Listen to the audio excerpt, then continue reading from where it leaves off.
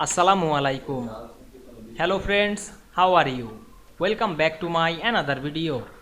In this video, I am going to show you how to insert symbols in Publisher using keyboard. Let's get started. Firstly, we have to open a Publisher document. Now we want to insert symbol in this document using the keyboard. Firstly, press Alt on our keyboard. Then go to the N. Then press the U. Then you can see here many symbols.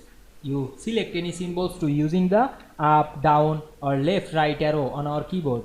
Then insert any arrows to press enter on our keyboard.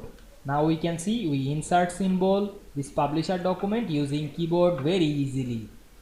I hope you enjoyed the video. Please like, comment, share and subscribe my channel. Thanks for watching.